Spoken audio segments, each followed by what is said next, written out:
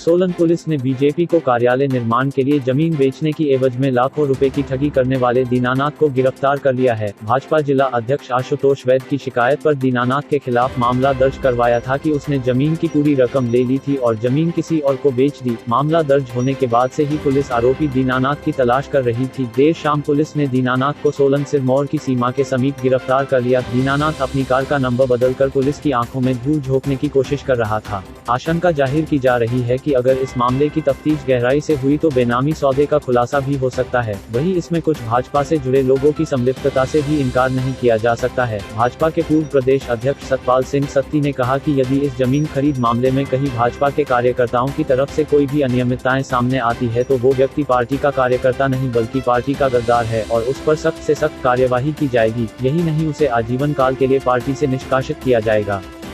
लगता है प्रथम साक्ष्य से कि हो सकता है उसमें कुछ न कुछ गड़बड़ हुई है। अगर वास्तव में कोई कार्यकर्ता पार्टी के इस काम के लिए गड़बड़ का जिम्मेवार है या बदनीयत से जो काम किया गया है तो मैं तो सिर्फ इतना ही कहना चाहता हूं कि कार्यकर्ता तो बहुत बड़ा शब्द है, वो तो पार्टी का गद्दार है जिसने अगर ऐसा कुछ किया है। टोटल इंक्वायरी होनी चाहिए और इंक्वायरी के बाद जो दोषी निकलेगा उसको जीवन भर के लिए पार्टी से निष्कासित करना चाहिए। एसएचओ थाना सदर सोलन धर्मसेन नेगी ने गिरफ्तारी की पुष्टि करते हुए बताया कि पुलिस को दीनानाथ के खिलाफ शिकायत मिली थी कि इसने जमीन को दूसरी जगह धोखे से बेच दिया है, जिस पर कार्यवाही करते हुए इसको द्योथल से पकड़ा है। उन्होंने बताया कि दीनानाथ अपनी कार का नंबर बदलकर पिछले 3 दिनों से पुलिस को चकमा दे रहा था। उन्होंने कहा जो भी इस मामले में संलिप्त होंगे उनसे पूछताछ की जाएगी और कार्यवाही की जाएगी। जहाँ तक आरोपी की बात है, ये जब से एफआईआर उस दिन से ये फरार था। इसको आज हमने सिरमौर जिले की देवथल जगह है कालाघाट के साथ नीचे, वहाँ पर काबू किया है। इनसे पूछताछ जारी है। पूछताछ पर जो चीज़ें सामने आएंगी समय समय पर आप लोगों को सूचित किया जाएगा। तो इसमें गाड़ी का नंबर चेंज था, क्या मामला था, कैसे क्या जी? हाँ, ये बात है। दोषी काफ़ी चालाक शख्स है।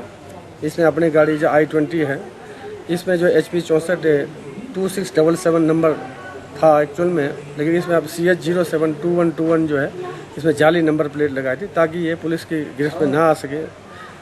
इसलिए इसने सारी चाल चली थी अपनी तरफ से, लेकिन पुलिस अपना काम कर रही थी। हम तो अपने काम करना, हमने किसी भी तरह इसको पकड़ना था, हम इसे पकड़ सके। इस मामले में कोई और भी आरोपी है जिसको पकड़ा अभी अरेस्ट होना है? नहीं, अभी तक तफ्तीश चली है। जिनके नाम आएंगे तफ्तीश में जो भी चीज़ें पाई जाएगी, जिसकी भी तरफ से कोई लापरवाही हो, किसी ने कोई धोखाधड़ी की हो, सब शिकंजे में आएंगे। तो अभी तफ्तीश के विषय आगे कल इसको दोषी को कोर्ट में पेश करेंगे। जो चीज़ें बताएगा हम आगे बताते रहेंगे आपको। हाँ, एक मामला है, इससे पहले भी एक मामला इसके खिलाफ जो है सुनीता शर्मा ने करा रखा है, 420 का ही है। वहीं पुलिस द्वारा पकड़े गए जमीन के तथाकथित मालिक दीनानाथ का कहना है कि सिर्फ जमीन उसके नाम पर है, पैसा किसी और ने लगाया था और इस जमीन का उसको एक भी रुपया नहीं मिला है। दीनानाथ ने कहा कि उसे तो सिर्फ मोहरा बनाया गया है। उसने कहा जिससे कहीं न कहीं बेनामी संपत्ति की संभावना से भी इनकार नहीं किया जा सकता। मैंने कोई इन्वेस्टमेंट नहीं करी थी जी, और जो मेरे अकाउंट में जो पैसे भी आए थे ना, वो भी विद इन अ वीक जो है आगे चले गए। जिन बंदों ने पैसे लगा रखे थे उनके पास गए पैसे। तो वो अकाउंट कौन कौन लोग थे? वो हाँ जी, कौन लोग थे जिन्होंने पैसे लगाए? वो मेरे ब्रदर थे महेंद्र, और वो तो उनके जानने वाले थे जी, और तो मेरे जानने वाले थे। तो सिर्फ साइन करने आया था तहसील में, बाकी लेन देन जो है मेरे अकाउंट से भी आगे पैसा, सब पैसा आगे गया। एक्चुअल में जब मेरी लैंड ही नहीं थी से, नाम तो आपकी थी ना जी? नाम थी। तो फिर लैंड आपकी कैसे नहीं हुई? तो ये तो बेनामी संपत्ति होगी जो आपके, मतलब आपका पैसा नहीं, आपकी जमीन नहीं। बेनामी क्या, मेरे नाम करवा रखी थी। मेरा नीचे डूबा हुआ कम से कम 3.25 करोड़ रुपए। तो भाई बंधुओं से थोड़ा बहुत पैसा मैंने यहाँ से भी लिया था और ले भी रखा है, वो रिकवरी नहीं मेरी बन पा रही थी।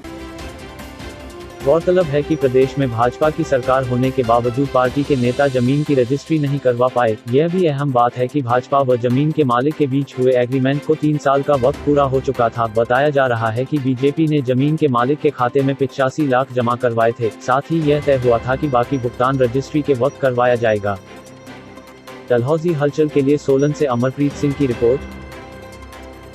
केंद्रीय विद्यालय डलहौजी स्थित बनीखेत में शैक्षणिक सत्र 2020-21 हेतु विद्यालय में कक्षा 1 के लिए प्रवेश प्रक्रिया दिनांक 20 जुलाई सुबह 10 बजे से दिनांक 7 अगस्त शाम 7 बजे तक पूरी की जाएगी। कक्षा 1 में पंजीकरण हेतु व प्रवेश प्रक्रिया ऑनलाइन होगी। ऑनलाइन पंजीकरण हेतु वेबसाइट www.kbsonlineadmission.kbs.gov.in एवं एंड्रॉइड मोबाइल ऐप का उपयोग किया जा सकता है। यह ऐप गूगल प्ले स्टोर पर उपलब्ध है। कक्षा दूसरी से 9वीं 11वीं हेतु पंजीकरण 20 जुलाई सुबह 8 बजे से 25 जुलाई शाम 4 बजे तक ऑफलाइन किया जाएगा। पंजीकरण प्रपत्र विद्यालय की वेबसाइट पर उपलब्ध है।